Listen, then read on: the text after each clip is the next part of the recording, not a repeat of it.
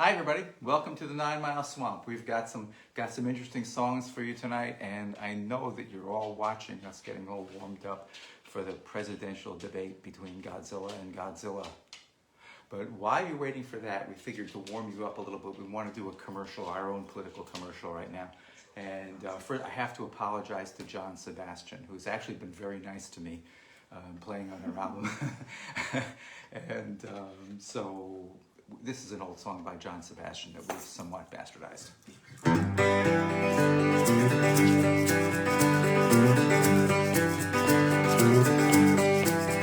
Well now, listen here people, I'm gonna sing you a song. Going to vote for Biden and I won't be long, 'cause I'm wild about my country. I think it's number one. Get it too, huh?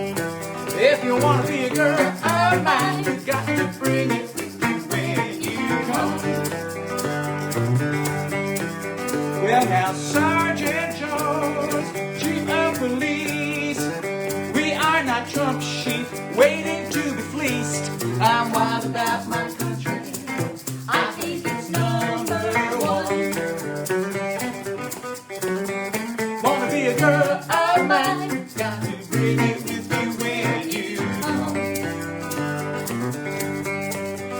Well now, hello people, get on that line. A folding chair and sandwich will get you there just fine. If you're wild about your country, you like to have your fun. Wanna be a girl of mine, you gotta bring it with you when you come. Did you bring it, Monica? I did. You did, yeah, okay.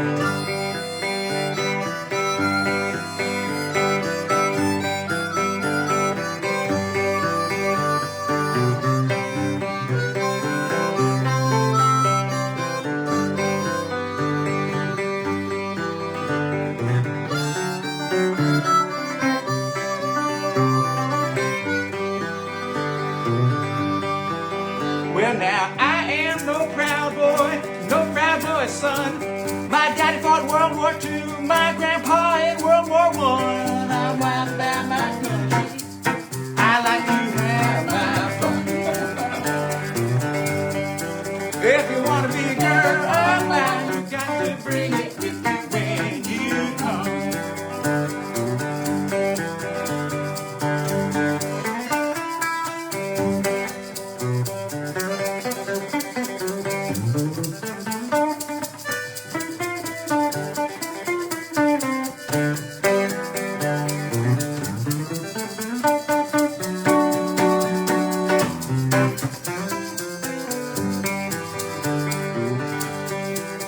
Well now, listen here people,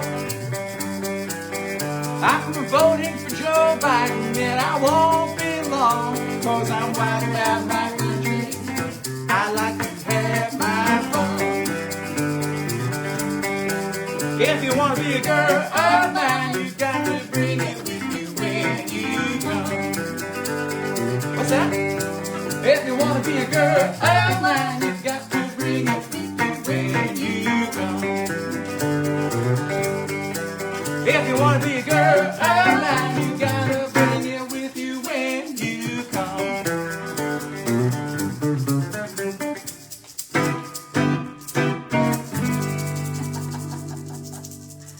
All right.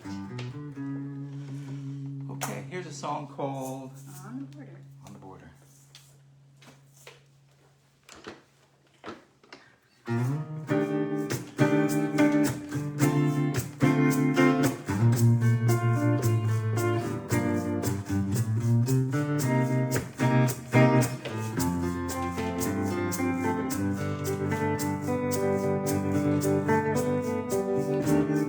Sinking in a daydream as the chords fall from a sweet guitar, dreaming songs that made me sigh.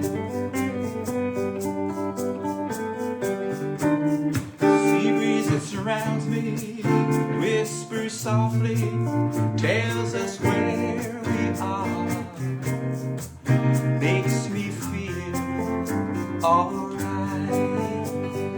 On the border of the water, sky, and the ocean sand, we sit together side by side. Then in a while, the edges fade into white and tan. It feels so right.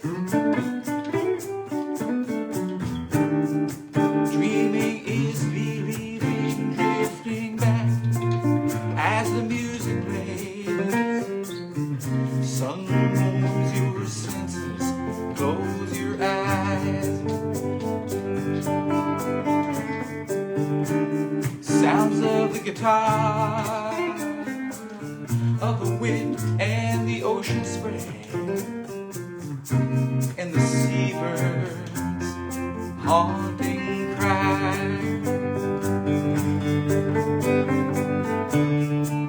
On the border of the water, sky, and the ocean sand, we get together side by side. Then in a while, the edges fade into white and tan. It feels so right. Back from the water, your hair falls on down your skin. Past your shoulders, summer brown.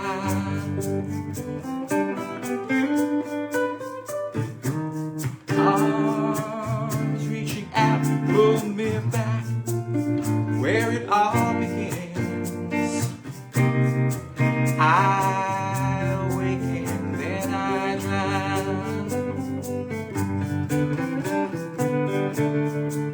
On the border of the water, sky, and the ocean sand, we sit together side by side. Then in a while, the edges fade into white and tan. It feels so right.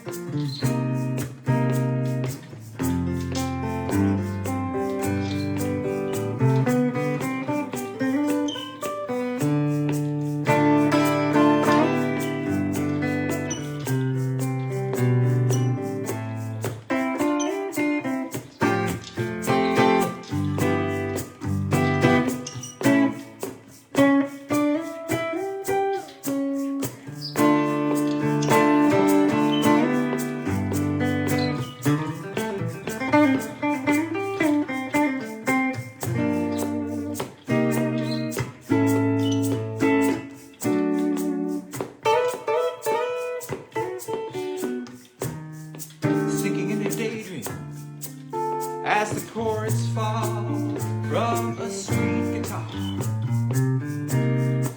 dreaming songs that make me sigh.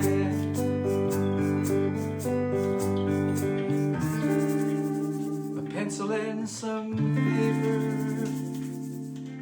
a table chair, and this old guitar still standing by.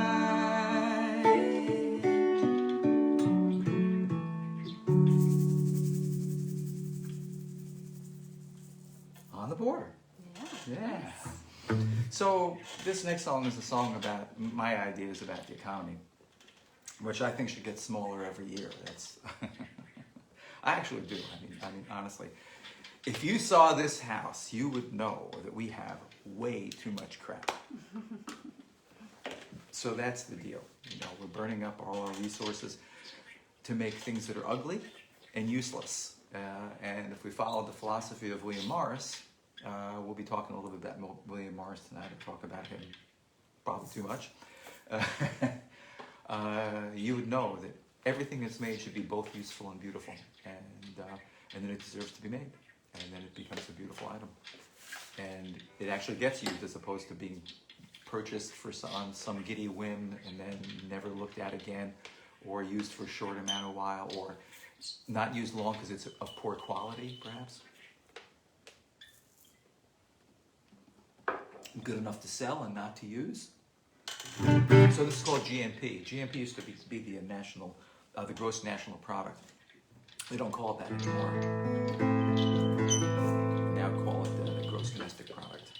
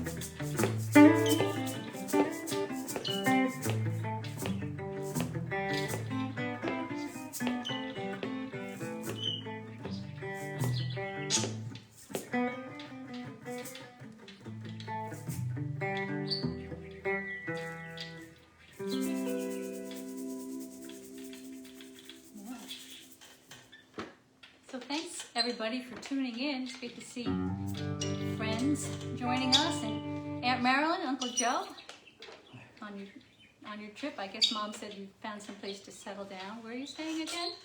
What state? I can't remember. And hi, Mom. I bet your mom's watching. And Michael. Hey, everybody. So this next song is called William's Guitar, and I made up a story for this, a whole story around William, and created a character, and kind of wanted to pretend he was real. I had him living about 12 miles from here in a section of Ulster County called Pacama, where they used to make barrel hoops, and I had him living up there as somebody who was a kind of a craftsman, and that was the story, and that's where the story started. We had visited John Burroughs' house, which not the Weatherby, not the Bark Study. Riverby. You're right. The study behind Riverby, and the owner brought us into John Burroughs' study, and we saw books that were still open on the table, and imagined they were perhaps the last books. Who knows? The room, it hadn't been open for years, and there were still ashes in the fireplace, which we thought were his as well. So I looked around at all of his books, and he had a pretty extensive book collection, a lot of books from a lot of 19th century hardcover books. And I was hoping to find a book by William Morris, so I could see if there was a connection between John Burroughs and William Morris. Both of them wrote about the environment. Morris, of course, wrote many different other things, political things and fantasy tales and so forth. He was one of the most prolific writers who ever lived. But Burroughs wrote a lot about nature. But I didn't find any Morris there. Then I thought to myself, well, if Burroughs had really known about Morris, he might not have liked him anyway, because Burroughs he sort of hung out with Henry Ford and some of the richest people in the country, whereas William Morris he hung out with wealthy people too, but he despised them.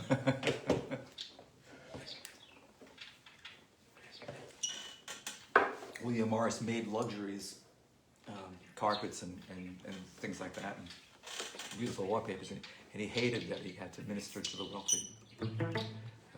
So anyhow, this is called William's Guitar, and this song is part, William is part John Burroughs, it's part William Morris. It's also part my friend, the late John Harold, and cover the bird here. also, yeah, Lily's chirping along. And also an old friend of mine named Peter Sinclair, who was one of the best guys I've ever seen with his hands. He could make anything out of anything. He fabricated things out of wood, plastic, steel, and when I worked with him, we made bases for art objects. So this is called William's Guitar, and it's about an amalgam of a bunch of people that I like. Maybe a little Pete Seeger too.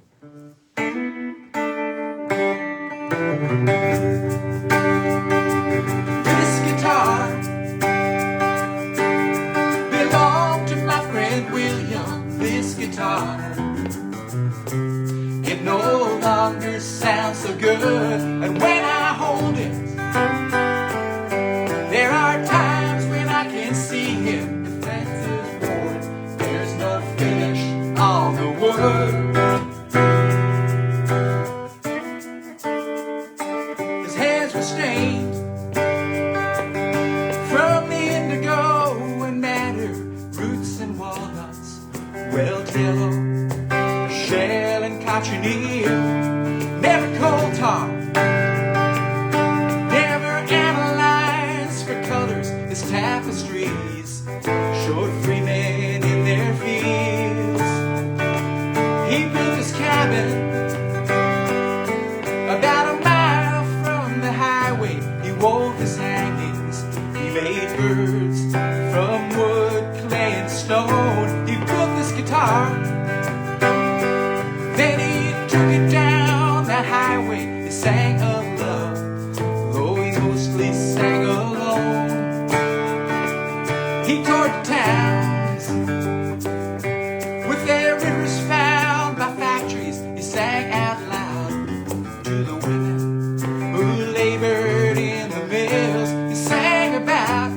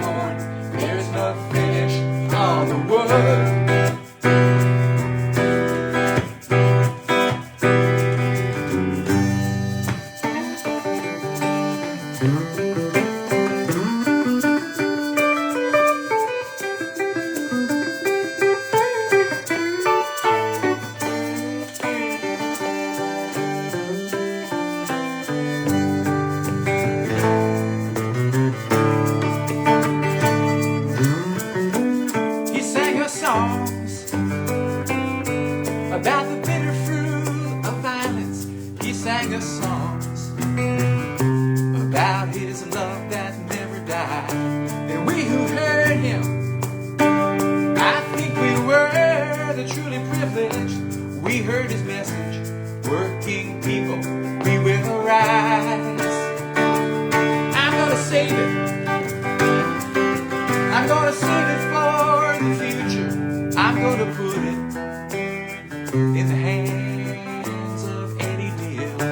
Help fill the cracks, change the frets and fix the action. We'll bring it back to the forests and the fields. This guitar belonged to my friend William. This guitar, it no longer sounds so good when I hold it. There are times when I can see him, the frets are worn, there's no finish on the wood.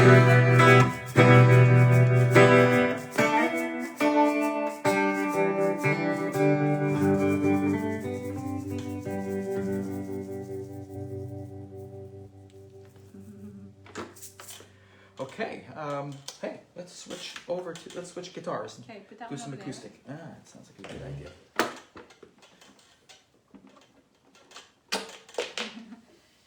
So Omer checked in, and All right. Lynn Porter, I see. Our next song is a song from a very remarkable book. The lyrics from a very remarkable book by William Morris called The Roots of the Mountains. And it's a story about a folk people. And they're peaceful folk people, and they live in a sort of primitive democracy, not different from the kind of democracies that existed in Scandinavia and Iceland during the Middle Ages. Where people got together in councils. There was no particular president or anything. There may have been priests. But they kind of got together in councils called moots or things, or in Iceland it was called the all thing. But in the song, it's a primitive culture, and they're dealing with an invasion of people who have better weapons and so forth, and they come out victorious. There's a little ritual that they sing before they go out to battles. The women ask the men where they're going, and the men lie to them. And because in the novel, Morris has a group of women singing it to a group of men, you can see that it's very tongue-in-cheek. So the women ask the men, "Where are you going?" And the men say, "Oh, well, we're going out to gather in the sheep." And they go, "That's nice, but like you're wearing armor." And the men say, yeah, we're wearing armor. You busted us, basically, is how it goes. And then at the end of the song, something really curious happens in the novel, and it's reflected in the song. And in the novel, when the men come back from the war, the women greet them ritually in their battle gear, because presumably they may have had some weapon work to do themselves over the course of this struggle, and also take care of the farm, so they've done the bulk of the work. So they meet the men on the mountainside as the men are returning and challenge them, and they have some kind of mock battle, at the end of which are, of course, weddings and things like that. So it's really quite ritualistic and very, very sweet. So this is the song called "Fair Befall," the Mountainside, written by William Morris, and the melody is a melody I borrowed from S.J.Altman for the purpose of this song.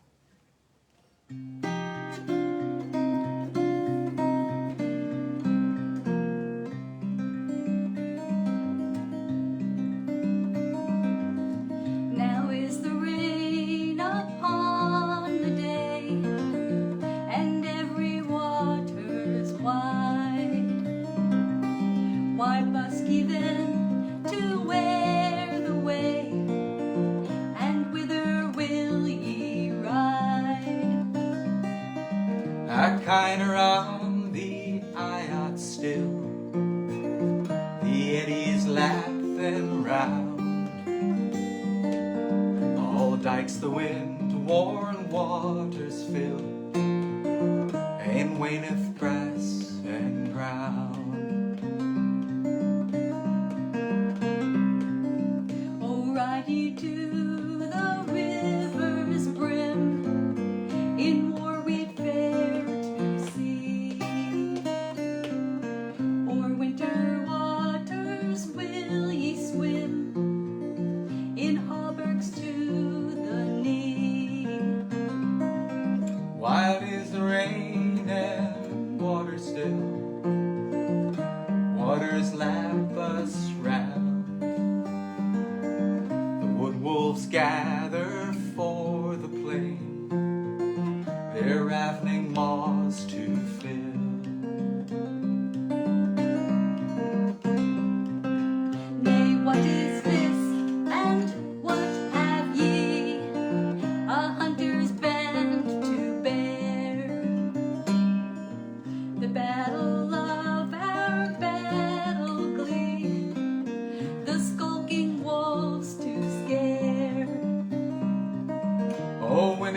when we wend our ways to deal with death and dread, the banner of our fathers' days must flap the wind o'erhead.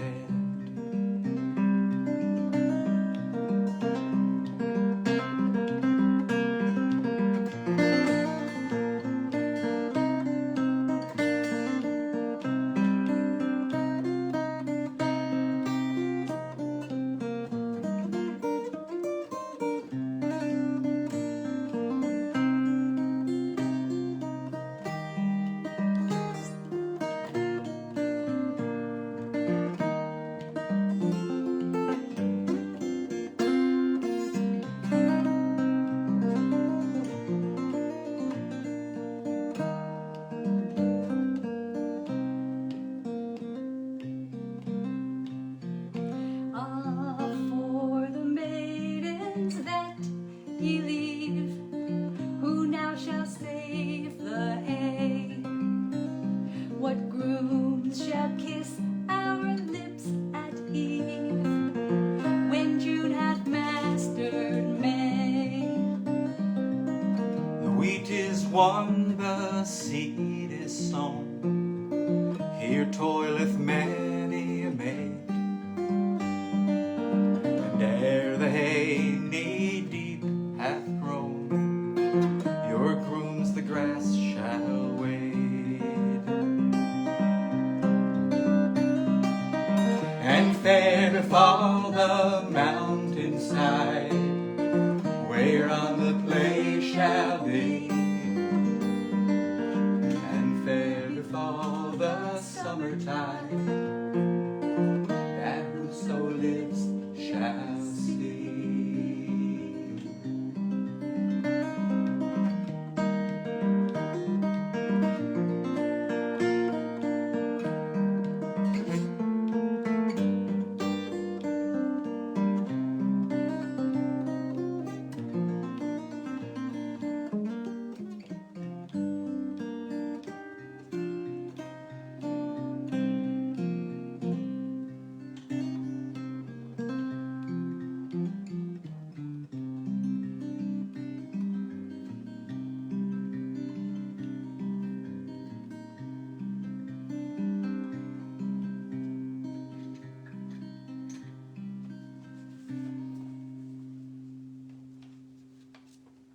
Fair befall the mountainside. Yeah. Okay, so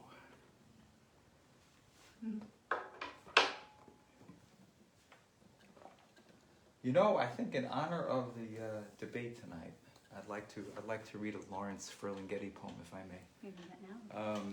Lawrence Ferlinghetti was my first favorite poet, and I'll tell you the story if I haven't told the story before on the show, and if I have told it, it's a good story.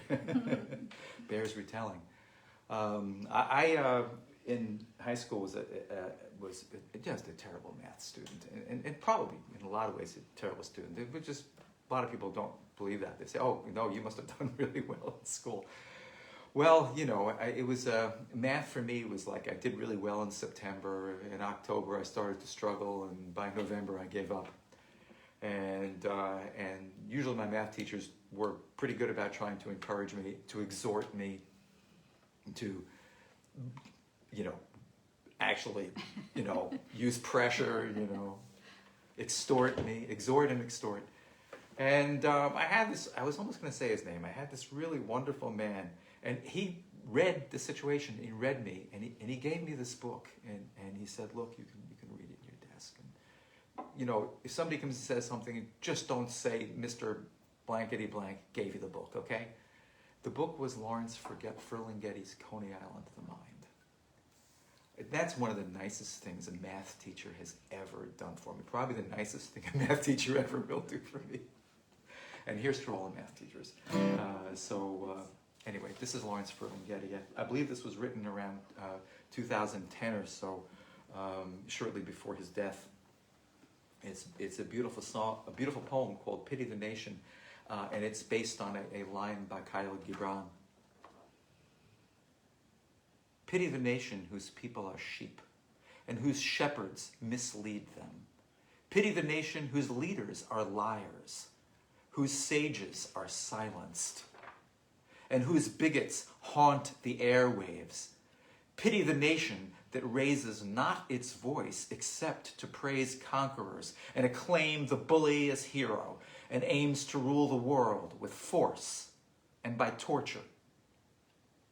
Pity the nation that knows no other language but its own, and no other culture but its own.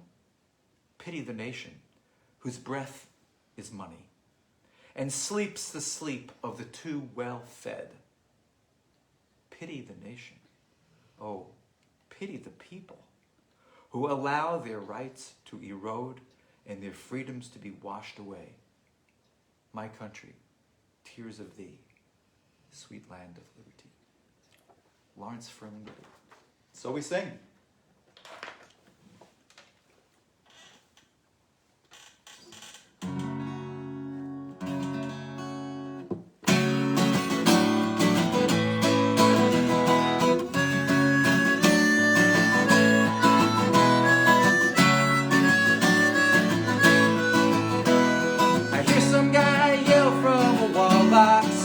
A mechanical snarl in my face.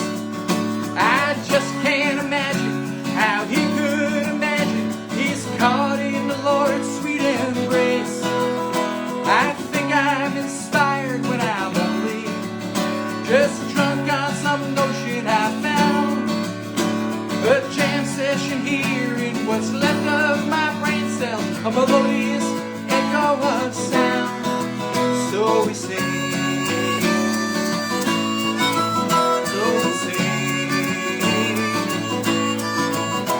Misogynist shouting for power believes that his blather's sublime, but his words spurting out from electrical towers is losing its war against time.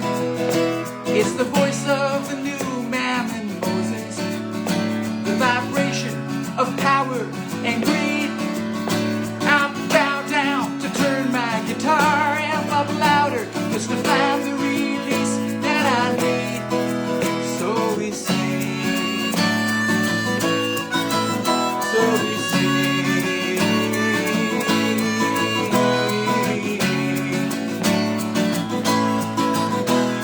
The pieces of music from over the years are the voices of people that ring in our ears. They roll all around us and into our songs. We borrow the beats and we pass them along. They show up in what's right, they show up in what's wrong.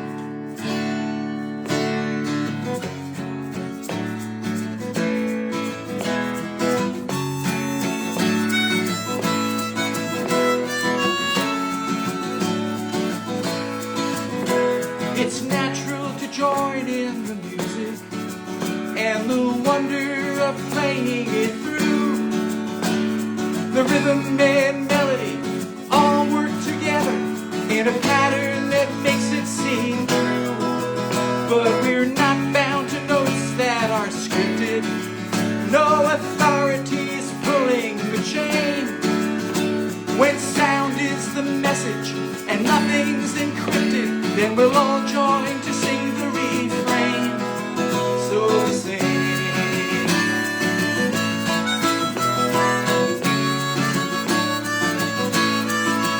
There are times when we struggle to play, when mythology stands in the way, but it's there in the wood of the pipe and the timbrel. We're together whenever we play. It's the thing that we share without thinking, a possession that no one can own. You can't say it's just music, maybe just rhythm, but it's something that's never alone. So we sing.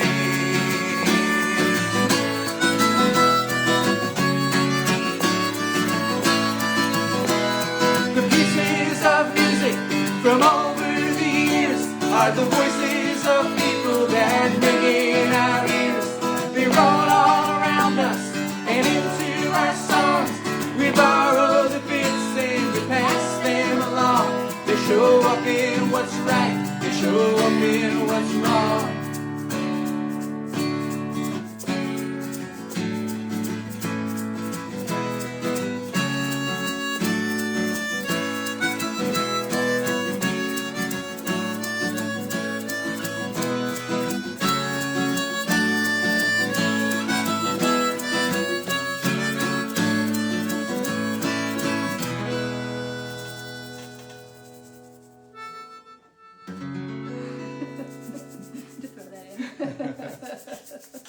Okay, I understand that. Some people have to resolve endings, and other people, I was okay You were okay with leaving it right here on the All right. 5-chord. But leaving it on the 5-chord doesn't, I'll admit it certainly invites going back to the first chord of the song. Oh, wow, hey. Oops. So this is a guitar I've never used for any performance purpose ever in my life. But it has a really nice sound. This guitar is different in that most flat top acoustic guitars have spruce tops, and this is a cedar topped guitar, made in Korea. Pretty good.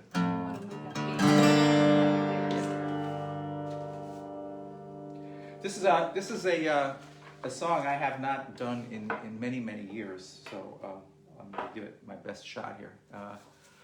But I used to play it for a friend of mine, a guy named Gary Alexander, who was he used to write a lot of different. He had a couple magazines, one called The Seasoner, that I remember, and that's how I knew Gary first, from The Seasoner. And he also was very nice. He reviewed at least one of my recordings, and was a real good friend. And passed away a couple of years ago. And he really loved this song. So Gary, this is for Gary Alexander. Can I just say something about the song you just played? I just want to. Oh, yeah. So We Sing. I just want to let you know that you can buy that as a single on iTunes.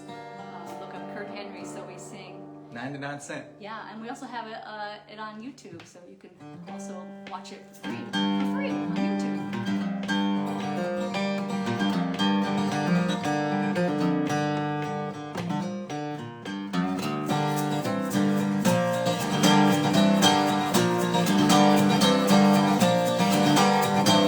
Hollis Brown, he lived on the outside of town.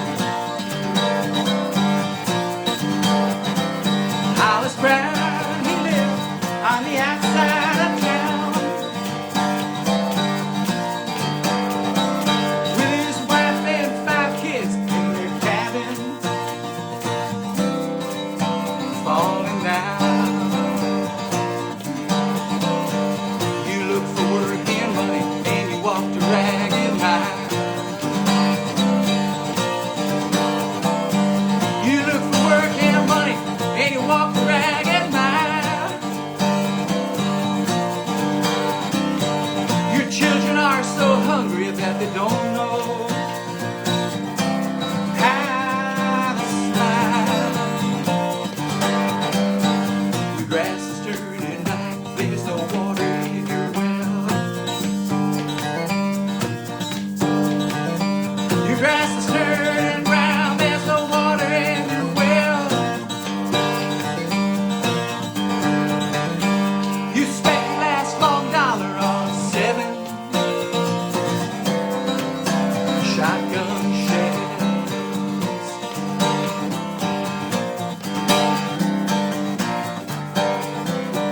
Way out in the distance, a cold coyote calls.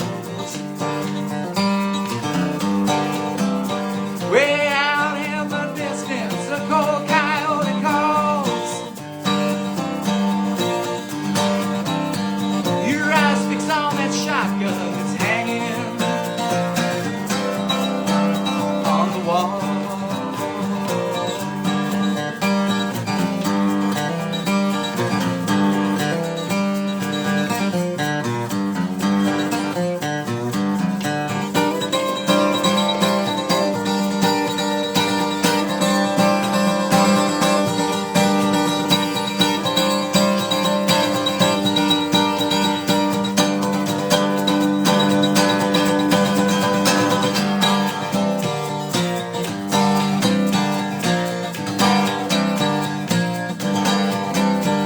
Your brain it is a bleeding and your legs can't seem to stand. Your brain it is a bleeding and your legs can't seem to stand. Your eyes fix on that shotgun that you're holding in your hand. 7 breezes blowing around the cabin door. There's a 7 breezes blowing around that cabin door. 7 shots ring out like the ocean's pounding roar.